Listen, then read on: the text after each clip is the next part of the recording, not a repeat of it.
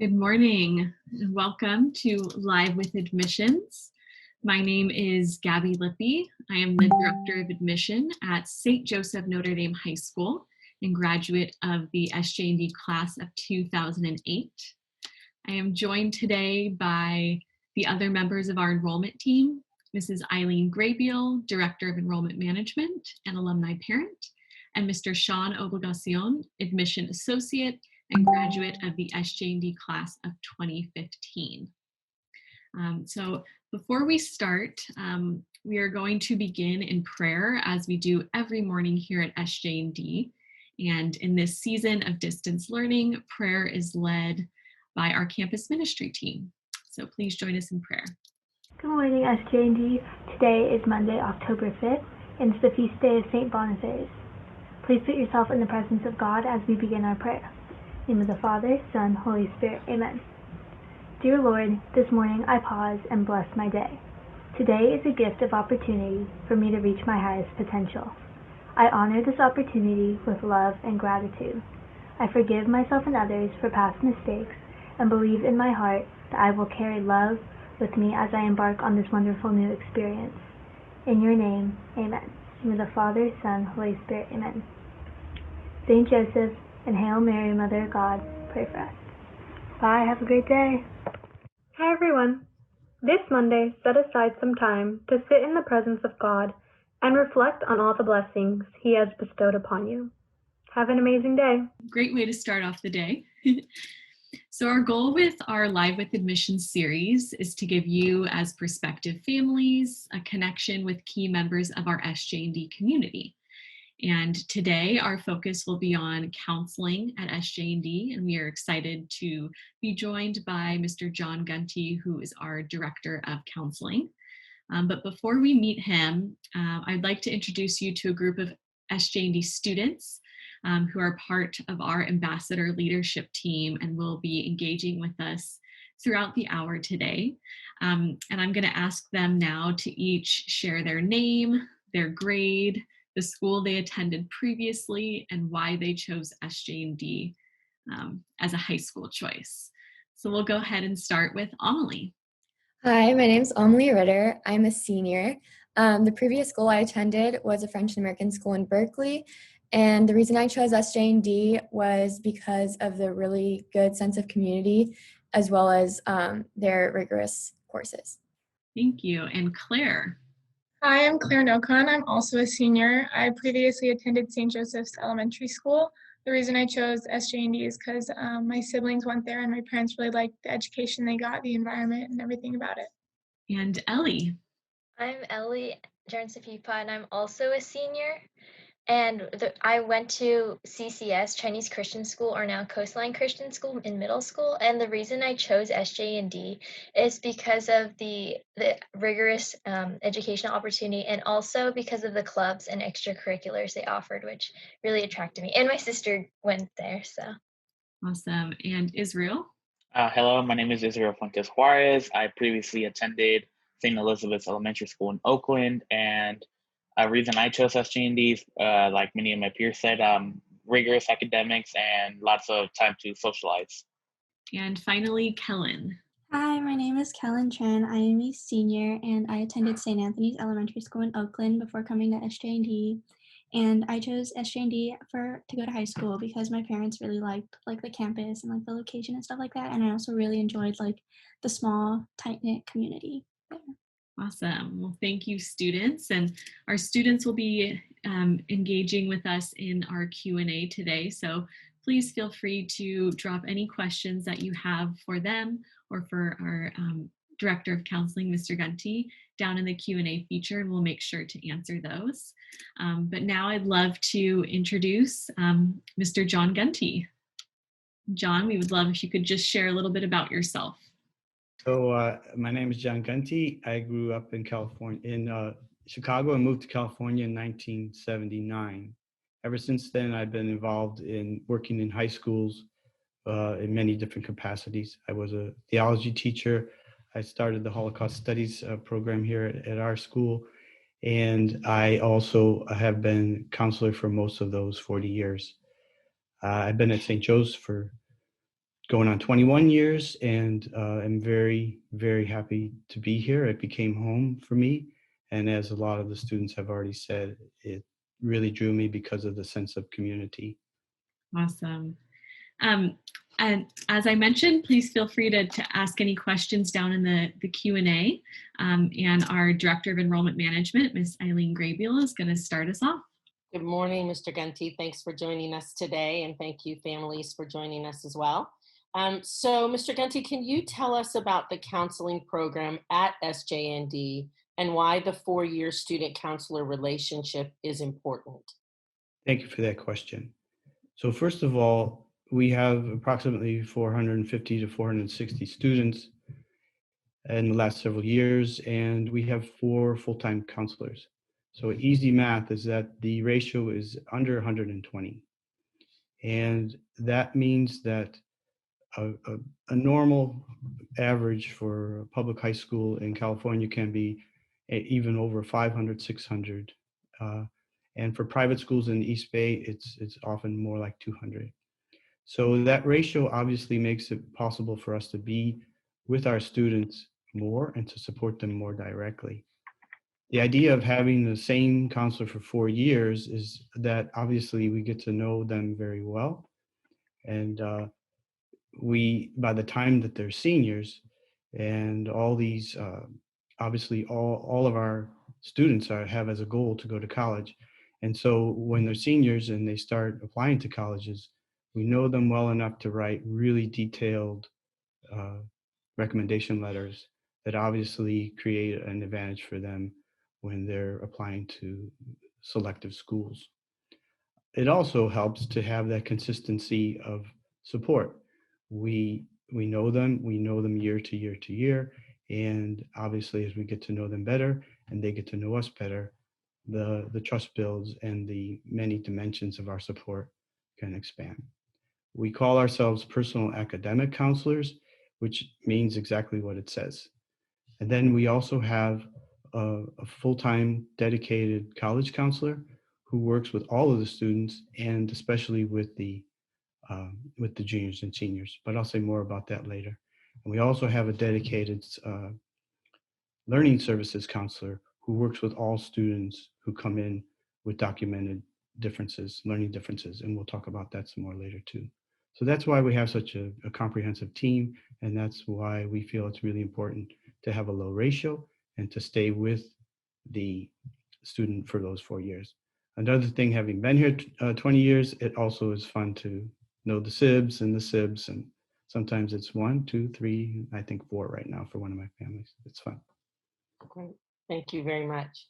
So students, we're going to ask you these questions, so please feel free to step in, all of you or individually. How and when does your counselor reach out to you, and how and when do you reach out to your counselor? I can start us off. Okay. So usually at the beginning of a school year, our counselors will reach out and kind of ask us how many times we would like to meet with them. It could be quarterly checkups, semester checkups, more than that. It's really just dependent on your needs. So that's really nice because it's kind of like customizable to whatever is best for you. And then, so as I said, they reach out that way at the beginning of the year. And then if you need anything during the year, you can email them, set up other meetings with them. So that's really nice. Yeah, for myself, I've throughout my high school, I would always check with my counselors more of when I'm planning my classes. One thing really nice that I liked that the counselors did is that they gave us this sheet of paper where we had to plan out our classes. I think we started our freshman year. Yeah, it was our freshman year. And then it would kind of change over time, but it was just nice to be able to kind of plan ahead. And I remember meeting especially second semester, I would meet with my counselors a lot to help plan out my schedule for the year. And more recently, I've been meeting with Miss Yee, and just one thing really nice is since the school is smaller, we're allowed to send our college application essays that we've been writing to her to get some feedback and how to improve it.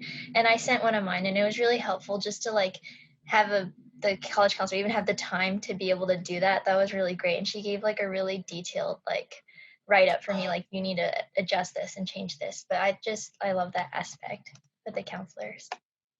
Thank you, Ellie, very much. Any of the other students? going off of what like Omni had said, I really like how like accessible I think our counselors are, like whether we want to reach out or they reach out to us.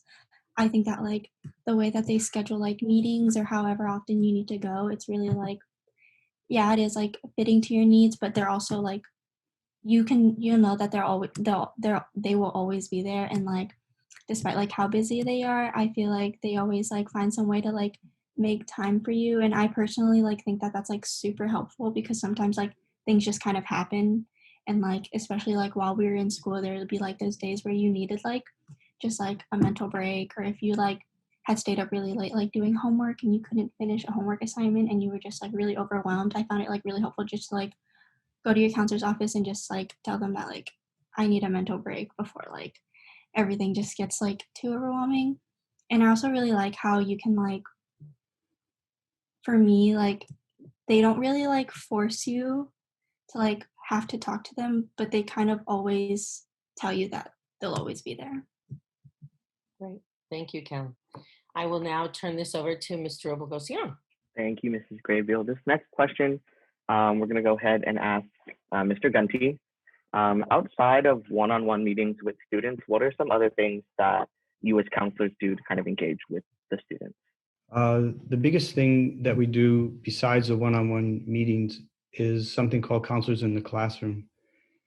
It's a very extensive 4-year curriculum that is, when we're actually on campus, we are going into teachers' regular classrooms, English, social studies, theology, PE, health, and taking that time to present all this information that is supportive of their students' social and emotional wellness. It's very comprehensive. It's very developmentally appropriate. That is, for the freshmen, we're doing a certain set of things, and it builds on that from there, year to year. A lot of the topics we are dealing with have to do with things that more and more are becoming important needs of support for students in terms of their success academically. As a college prep school, obviously, we're very, very interested in supporting their academic success. That's why Ellie's talking about the 4-year plan and things like that. And for going to college, of course. But the other part is just giving them the tools and the information that they need and the opportunity to discuss some of these other issues. Topics that are covered throughout those 4 years in the CICs, Counselors in the Classroom, are stress and stress management, drug and alcohol use, and sexuality education. As I said, each of those lessons is very carefully designed for the appropriate grade level, and they're integrated throughout the 4 years so that they build on each other.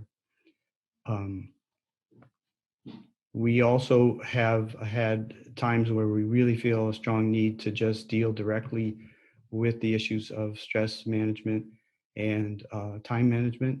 And so we have workshops like that at the beginning of the year and throughout the year as we see the need arise.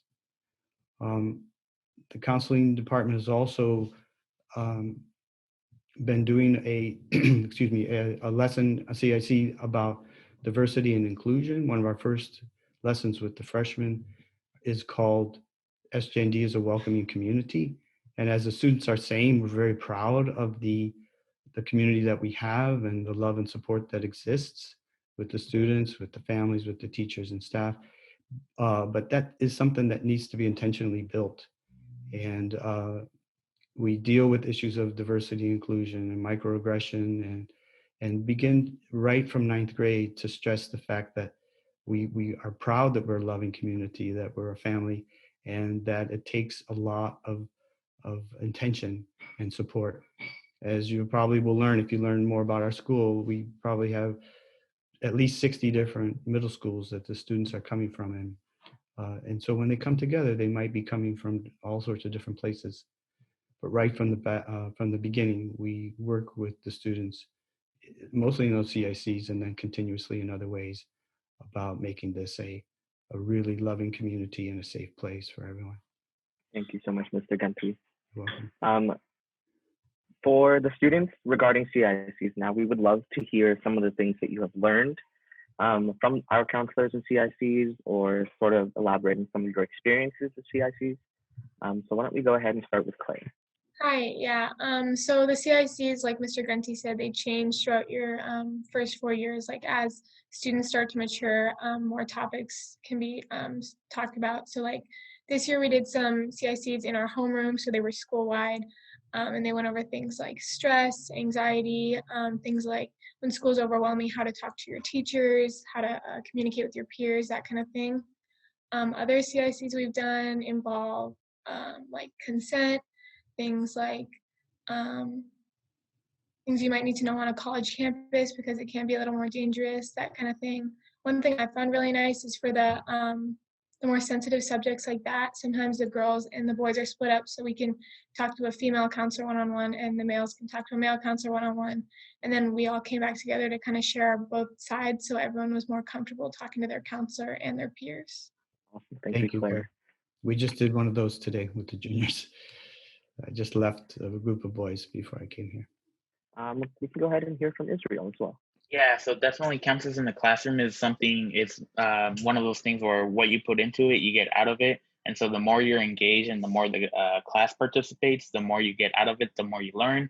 Like Claire was saying, we learned about like consent and how college is a different environment. And so the counselors in the classroom kind of is like a prep course for the college experience and what to expect on the college campus. Now that you have all that freedom, it can be somewhat a little bit dangerous, but the counselors are there to help us, to help guide us and teach us right from wrong. And as Mr. Gunty was saying, they hold various workshops on like time management skills and other success skills that are necessary to do well in high school and even in college. Thank you, Israel. I want to jump on that and just say we also have for the juniors a Christian morality course, and there's other ways that the curriculum, especially in the theology courses, are based on values and good decision making. So I know when you guys talk about college, you think about it in scary ways and you use the word dangerous, but we as counselors are really interested in the decision-making processes for teens around risk-taking. So, anything can be a little bit risky, but it's how is someone supported in making really, really good decisions for themselves regarding how to manage all that. And our emphasis in the counseling department, and especially in the CICs, is really supporting every single student in feeling like they can make good decisions for their own well-being, for their own health and wellness and safety. Thank you so much, everyone, for those answers. I will go ahead and pass it on to Ms. Lippy. Hi there. We did have a question in the Q&A about kind of Bible or theology courses that are required at SJ&D. And so our students do take theology, as we call it, so religious studies, for all 4 years. So every student, every semester is in a theology class. And in the freshman year, every student starts with understanding Catholic Christianity. Not all of our students are Catholic, so kind of providing a foundational course to get everyone on the same page with understanding kind of the history of Catholicism and Christianity. And then students do study scripture, and then as they move into the upper division, we'll take elective theology courses. So they can choose between world religions, religious themes in film and literature, ethics of good and evil. We have a senior kind of social justice class as well. So kind of a variety in the upper division. But yes, required each year. Thank you for that question. Can I add to that, please, Ms. Lippy? When I speak to the freshmen and I do the intake interview, I often ask the students who are coming from public schools what it's like for them to be in Catholic schools, especially to be in the theology classes. And they all just seem to really appreciate the fact that this is being presented them for their information, so that they'll be more comfortable and they'll be able to understand some of the stuff that's going on around them. And that seems to be really helpful without yeah, with them being able to be free with their own background in theology or whatever it is for them. Miss Lippy, I'd like to add one other piece to that. I've had two children graduate from St. Joseph Notre Dame High School, and we are not Catholic. And what my children will tell you, both as a college graduate and in college, is that what they were really grateful for this program was broadening their knowledge and learning more tolerance of other beliefs, tolerance of other practices, but also learning more about their thoughts and more about the Catholic religion because they were in a Catholic school. So it was very beneficial to them over in the big picture. Great, thank you both. For Mr. Gunty, in our last information session, we had quite a few parents and students asking about our how we provide accommodations as a school for students with documented learning differences. So just from your perspective, kind of how does SJ&D support these students? Thank you for that question too. First of all, we have a super competent, very compassionate, caring learning services counselor. Her name is Marianne Stair. And before she came to us, she was at Israel's Old School at St. Liz Elementary. And she was there for 20 years, and she helped write curriculum for the diocese on learning differences and accommodations, learning plans. Anyway, she's been with us for quite a long time now. And the program we established, and she has improved, is basically we want to know as soon as a student is interested in our school, whether or not there is a documented learning difference. And I know some families might be hesitant to share that information for some reason. They think it might somehow disadvantage them or something, but that's definitely not the case. And in fact, it's so much more helpful for us to know as early as possible so that we can engage with the family and talk about the situation for that particular student and how SJ&D might be a good fit for them. So during the 8th grade interviews, we definitely have a special focus on those students whose families have identified the fact that they have a documented learning difference. And that's part of the original conversation from very early on. We assess with them what their needs might be in high school, because obviously high school can be, especially a high school like ours, college prep high school, can be significantly more challenging than middle school. So we look at what they might need to be successful given their situation, their strengths, their diagnosed and documented learning difference, and what we can offer as a school. So for those students who are accepted into SJ&D with documented learning differences and who decide to come to our school, Mrs. Stair works directly with those families based on the documentation we have, based on the information that we got from the teachers from middle school, to create an individualized learning plan for that student, complete with an identification of their strengths, their challenges, and the learning accommodations that they're entitled to at our high school. This plan is a formal plan. It's very carefully designed. It's very individually designed, and it is immediately provided to the teachers of that student at the beginning of the school year, so that that the teachers are all familiar with that plan and can collaborate with making it happen. So this can be a technical process, and so that's why we really want to talk to families individually about what is your student situation. Some students are coming from public schools with IEPs, and those are legal documents. It's a very similar process, but we have a way of making it quite individualized, and we definitely have a way of enforcing those accommodations with the students and the teachers in the courses that they're taking. The learning services counselor cooperates really, really closely with the family. She's a very strong advocate and support for that student, and she teaches that student self-advocacy with the teachers in every single one of the courses. So it's very thorough. I'm very proud of the work that we do, and if you have questions about that, I can answer them now. But for now, I can just say it's a great, great program, and it is something that we are proud of because it does help students get into whatever, they have college goals, and we're very proud of those results as well, as Mrs. Graybill could tell you. But many, many other students have gone through our school and have successfully matriculated to college and have become strong advocates for their own needs in the new environment. And we have a question on live. Generally, how many students in the incoming ninth grade class has a documented learning difference? Somewhere around 12 to 14 per year. And so another important part of that is not just within our school, but for SAT and ACT when the time comes to take those tests as well, to apply for those accommodations and to receive them for those tests.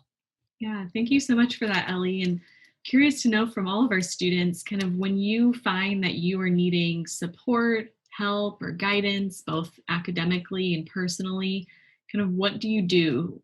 What resources do you seek out at SJD? We can maybe start off with Amelie. Yeah. So usually when I'm struggling or I need help, I do always turn to my counselor. I think something that was super, super nice was sometimes I had specific courses I really wanted to take, but weren't, when AP French wasn't offered yet, I did want to take that test. And so with my counselor, I was able to still schedule it outside of school to be able to take it, which was super nice. I think also one thing I want to touch on was with scheduling. Sometimes your classes, you can't fit them in or it's not exactly what you want. My counselor was super helpful with trying to find a way for me to still be able to take those classes and make a really like individualized schedule for me. So I'm really thankful for that. Awesome. Claire, what about you? Yeah, I agree with Amelie that I'll go to my counselor if I need help. And if I don't go to my counselors, I just try and go to my teachers themselves if I'm struggling with stuff. A lot of the teachers come to campus. I mean, now obviously we can't, but they come to campus early so you can sit in their classroom before school, do like problems with them, solve like whatever problem you're having, or they'll stay after school and then we have collaboration. So that's a good time where you can schedule a meeting with your teacher. And then I know for like the underclassmen, there is just peer tutoring. So if you need help and you don't want to go to your teacher, you can get consistent tutoring from other upperclassmen students who have taken the classes you're taking now. Awesome. Kellen, what about you? For me personally, I agree with Amelie about the whole scheduling thing. At the beginning of distance learning, I had scheduled to take a placement test to get into an AP classroom. This was while we were still like in school before the whole lockdown and everything.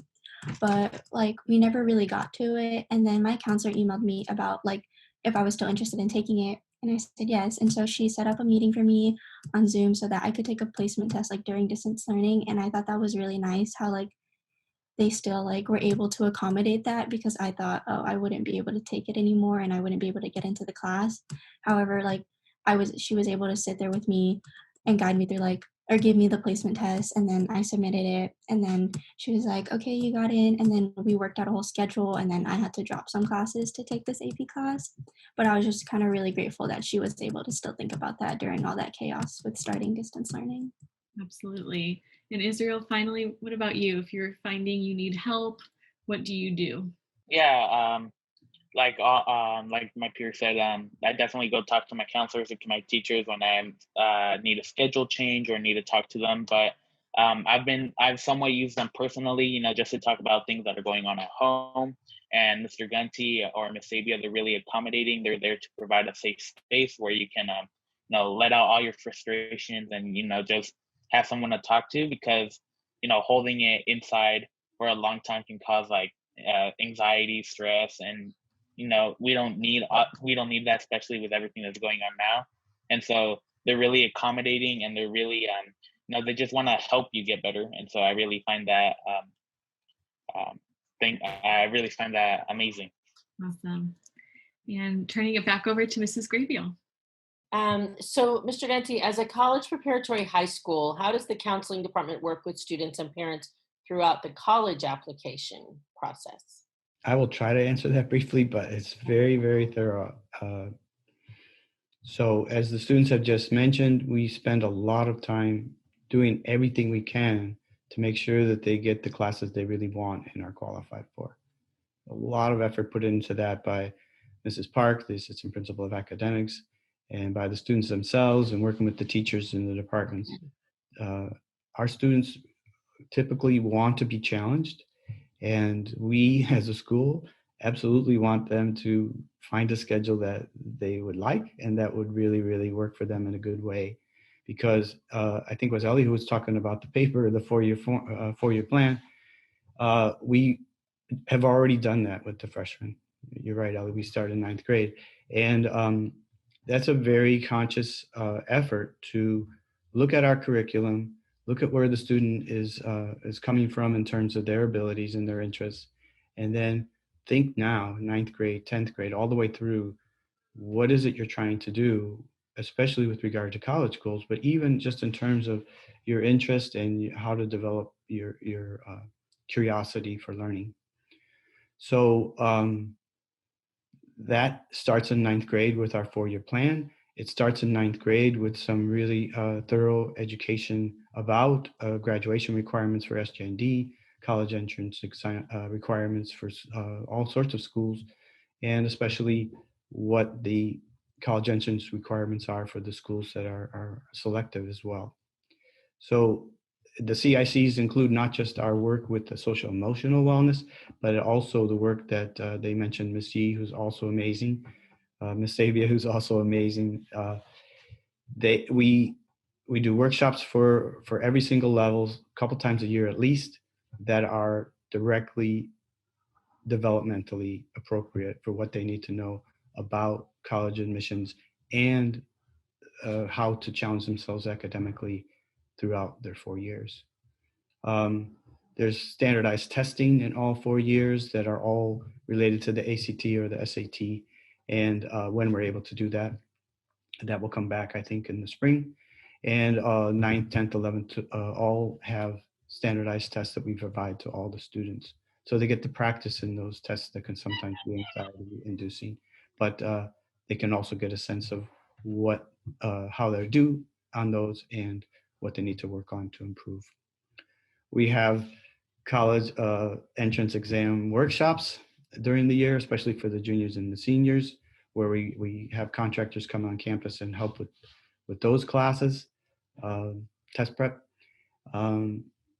And then there's a college fair that the sophomores do as part of their English project, where they do research on an individual college and present that to everyone else. We usually do a college visit in 10th grade to a college with everyone so they can get a practice in that. And then the really intense college counseling begins in the second semester of 11th grade, where they're given a lot of time with Ms. Yee in the CICs, and they begin to identify how to turn their goals into criteria and how to turn their criteria into targets. So we are hoping that by the end of 11th grade, especially, they already have a very good idea about what schools they want to apply to. And then in senior year, so Allison Yee meets with every single junior one-on-one after all those presentations. And then every year there's something for the parents as well, freshmen, sophomore, juniors, seniors, college nights, financial aid night.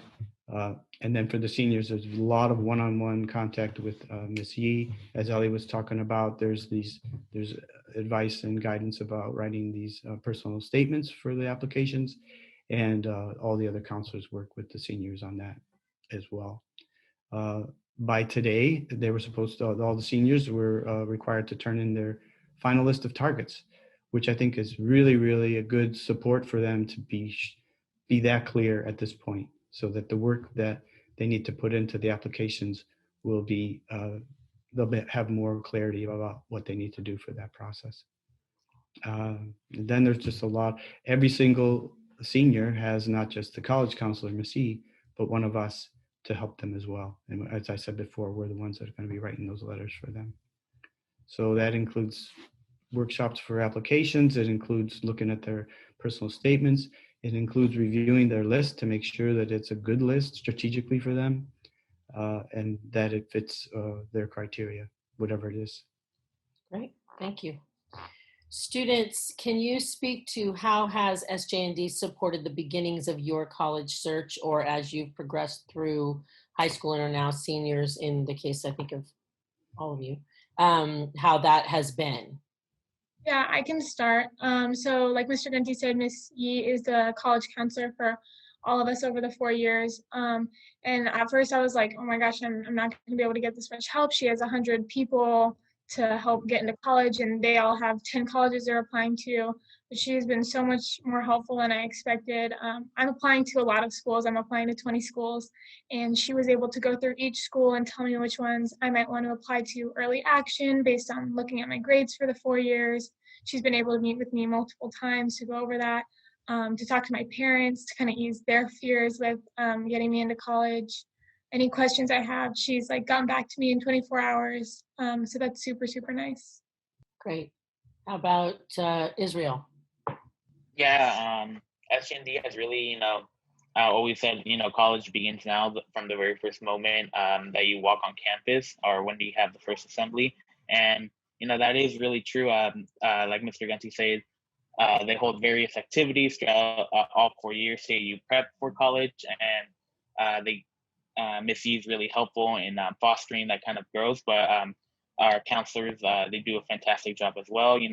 They develop a list of courses that you should take, and they make you challenge yourself so that you have a good course listing so that you look good for colleges. And so instead of just taking regular classes, you can they challenge you to take honors or even AP classes to make you more a strong candidate for schools. And so I really feel that encouragement and that support really has helped me in being a target student for some colleges. Hey, Ellie? I've been actually, like, I was one of the first people to meet with my college counselor, and one thing I found really helpful is I made a list of all the schools I had, and then so safety, reach, and then target and reach, and then she reviewed it with me and just answered my questions like on like what major I want to do and like what would be realistic for me and things like that. So that was just something that was really helpful. And like I said, she did review my essay too. And even just throughout high school too, like they would help me like get like different extracurricular opportunities and stuff like that. Like I was able to do, but if it weren't for COVID, I would have been in this Pepperdine like leadership conference, and the counselors helped me to do that. So Great. There's a question in the Q&A that is can be pointed to Mr. Gunty. What experiences do you have with students who have learning differences who also want to play sports? Are sports incompatible with kids who need extra time for homework? I'd be happy to answer that question, but I might throw it back to you if it's okay. Yeah, sure. Just because I would ask her to speak as a mom. Every student is different, and every student has to make their own decisions based on their life and all the activities that, our students are very talented academically, but they have all sorts of other talents too, and not just sports, but our musical program is very demanding and takes a lot of time, and there are other things like that. Or sometimes kids have to work because they have, need to support the family financially or all sorts of other things. So that's the point. It has to be individually designed, and then there has to be an ongoing process of support and fine tuning. It's like Helen was saying, at one point she changed her mind about taking a class, and Lauren Sabia found a way to make that work. If a student wants a lot of challenge and can fit it in their life in a way that is not going to make them, it's not unhealthy in terms of the stress level, then we encourage them to do that. If they want to also do other things, we encourage them to do that. And then there's this ongoing process of monitoring and adjusting. But I can, in all my years at the school, I know students pretty well. I know students I have known. And if I get to know a student, I can usually gauge pretty clearly in a conversation with them as well what I can advise in terms of what would be a healthy full load. And if we're wrong about that, there are sometimes we can adjust it. But one of the things that happens is, just like an athlete, students learn better time management. It's a training, right? You learn how to do more. And sometimes you get to the point where it's too much, and that's when it's the message, okay, I need to adjust. But Stress is not always a bad thing, and sometimes wanting to do more can be a great thing. But in consultation with the family, in consultation with their teachers and how they're doing, and of course the student, him or herself, we try to adjust it as we go. But specifically have learning differences students been able to play sports? Absolutely. And other things too. I can speak to some of that. As Mr. Gunty mentioned, I have two children who have documented learning differences. And as I mentioned, we're students at St. Joseph Notre Dame High School. One was very into sports, one was very into theater. And what Mr. Gunty said is absolutely correct. They learn life skills because they learn balance. They also, with some diagnoses, depending on what the diagnoses are, for my children, it was better for them to have structured things to do in addition to their schoolwork. That was a physical outlet for them and a kind of an emotional outlet for them. So it was positive, and the school's partnership in that I couldn't have asked for more. Just really encouraging them to do what was best for them.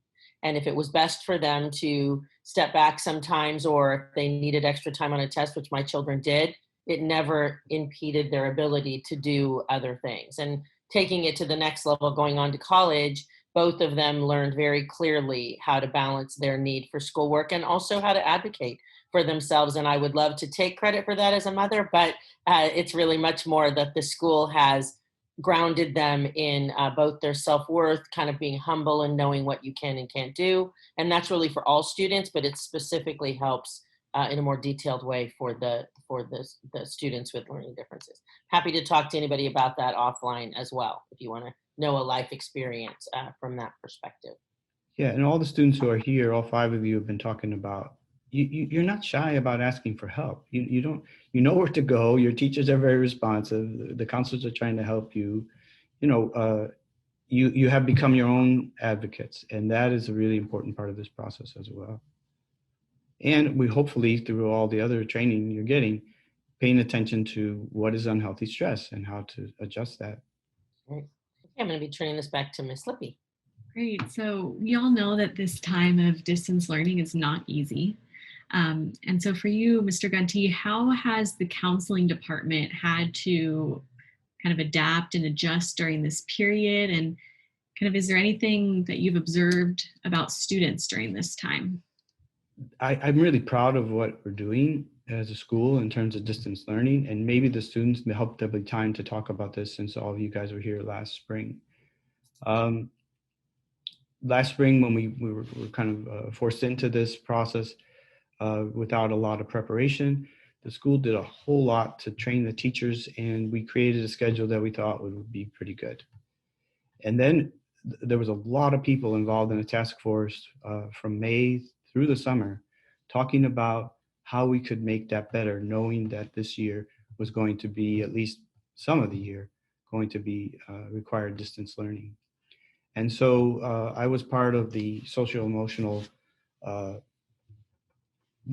subcommittee of that task force. And I just want to say that we were very thorough in terms of thinking about how can we do this as a good academically rigorous school, and how can we do this in order to support that students just are not overwhelmed or some unhealthy situation based on distance learning and how hard it is to adjust. So I just want to say the schedule itself is better. The one that we have this fall is better than the one we have this spring. And that's been confirmed by almost all the students I've talked to. We built in more flex time, which is breaks. We built in a longer lunch. We built in student activities times. And we made sure that the learning time, there's each class meets only twice a week for 60 minutes and 90 minutes. So all of those things, the counselors had a very important input into how this year's schedule would be built, with a lot of attention to everyone's social emotional health and well-being. So I hope the students can speak to that in a little bit. The other part is that now that we've begun, we pay a lot of attention to the requests that we get from teachers when they notice the students don't seem to be very engaged, when they're having trouble with attendance, when they're having trouble with turning in assignments. So we have constant reports directly from the teachers and from Power School reports that we get about. So in other words, we use the evidence to identify who's struggling. And then of course, if a student really wants and needs the help, we're going to hear about that from the student, him or herself, or from their family. So we have time for that one-on-one support, and we're tracking that with the teachers and with the student Power School reports in terms of attendance and how they turn in their work. We're also continuing to do with the CICs, and we're sometimes identifying students who are struggling in that way. We want to expand our support of parents and who are also struggling through this time, and we're in conversation with the administration about how the counselors can expand some kind of service directly to the parents as well. Thank you. And yes, definitely, I think it'd be important for us to hear from each of you students kind of how we know distance learning is challenging. So maybe talk about what some of those challenges have been, and then also how you are staying connected kind of during this period of distance learning. And we can start with Amelie. Yeah, so I can talk also a little bit in relation to counselors. So one thing for me has been time management, because it's kind of a different setting, so I'm not always at school. So I've been working on that, and I do have some like extra student activities and stuff like that going on. So I met with my counselor one-on-one not too long ago, but something that was really nice was her flexibility, because since I had other student activities, it was kind of hard and I had to cancel and kind of reschedule, and we were able to find a way to still meet that week after school. So that was super nice, because she really cared and wanted to meet with me, and I really wanted to meet with her, so we were able to make it work. I think one other really big thing right now, especially since we're applying to colleges, that has been a big process, and having Miss Yi be really accessible over email, and she's super active and answers my questions really quick, was super helpful. So if I have a question, I'll chat her really quick on my email, and she usually gets me back really quick, which is super helpful with everything going on. Awesome, thank you. And Claire? Yeah, so sort of like outside of like counselor stuff, there are other ways that like the school has allowed for us to stay engaged. I know that I felt really bad for all the freshmen. I was like, how are you going to make genuine connections over Zoom? But I know like I run cross country, and we've been reaching out to the freshmen and kind of making friends with them, having them make friends with each other, just so like when they do get back on campus, they feel like even though, I don't know, maybe they're in their second year of high school already, they still have those connections. And I know other people are doing that too. We have the Pilot Pods program, which freshman pilot pods are led by upperclassmen or campus ministry team, so that it's not just all the freshmen sitting in a room quietly. There is like a little bit of organization to kind of get them, like get an icebreaker going, get people to get to know each other, even though it's a little bit harder virtually. Thank you. And Ellie? Yeah, one thing that's really been good is that because we're all online, the teachers sometimes, or I'm a part of campus ministry, so sometimes she'll like check up on me and stuff like that, and then we just like chat on the phone. And sometimes one thing I found really difficult during shelter in place or just having everything online is like in the morning we have Wednesday meetings for CMEB, and sometimes I don't wake up because I'm just like, I set the alarm and then I'm like, wait, what's today? And I'm like, no, I'm fine. I still have like a little more time. And then I realized like, oh wait, I just had a meeting. So then she would call me and then tell me what's going on. But she's like really understanding. She's like, no, you're like stressed and tired with school. So that was kind of nice.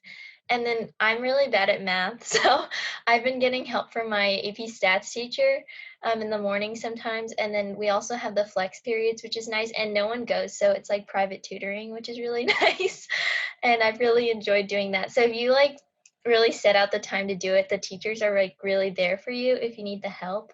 And it's just even better like in person, obviously, because like they're actually in person and there to teach you. But it's definitely not the same online, but they're still like really helpful. Thank you. And Israel? Yeah, like Mr. Gunty said, the new schedule has really been accommodating to like student activities, student events, and so now that clubs are once again starting back up, we've been able to meet more frequently with our clubs and make new connections and new friends with our club members, and so that's really a cool thing that we've been able to implement that we weren't able to implement so much last year. And so, you know, being part of like the board game clubs or the video game clubs, we now get those those little moments on Friday afternoons, where we can just like chat with each other, play games, and have fun, which is something that's been missing during the shelter in place. Absolutely. And finally, Kellen. Like everyone else has said, I really was kind of surprised by how structured our new schedule was and how everything would just like, everything was set for a time that had like purpose to it. And I really appreciate the lunches being a little bit longer just for us to get a break from sitting in a chair for so long, because we're like in a chair for like 6 to 7 hours a day along with the homework that we get. And also like the academic flex periods that are time for you to go to your teachers and like engage with like other students through like student life activities. And that's something that I like really enjoyed throughout distance learning, is the fact that like student life is so present, because it makes us all feel connected and like talk to other students outside of like the classroom, because we don't really get to talk when we're in a classroom on Zoom. Thank you, students, and thank you so much, Mr. Gunty. Your comments and feedback this morning have been super helpful, and so we appreciate that. And we're now free to take some admissions questions as well. So if you have any questions about our admissions process in these last few minutes, please feel free to ask. And we just want to briefly touch on our upcoming event opportunities for students and parents to engage with us. So tomorrow, actually, we have our second open virtual visit for students. So we are on Zoom with an SJND teacher and current students, kind of doing a fun, engaging 80-minute session. A lot of schools are setting up virtual visits for their entire 8th grade, but if your student is attending a school that is not doing that, we would love for them to join us, and we'll be doing it tomorrow. On October 14th, we will have our second information session of the year, which covers our STEM program. So we'll be talking about science, math, and kind of technology and engineering. We will have SJND teachers and students talking about that as well. And then kind of our bigger event at the end of October on the 25th is open house. So we'll be providing an opportunity for families to kind of watch a little SJND movie with all of our community a part of that, and then having a live session on that Sunday, October 25th, for families to kind of get their questions answered, which we think is really important. So we appreciate everyone's time. As always, please feel free to reach out to myself, Mrs. Graybiel, Mr. Obligacion, throughout this admission process, and we will be happy to meet with you and just to talk and answer any questions. So thank you so much for joining us.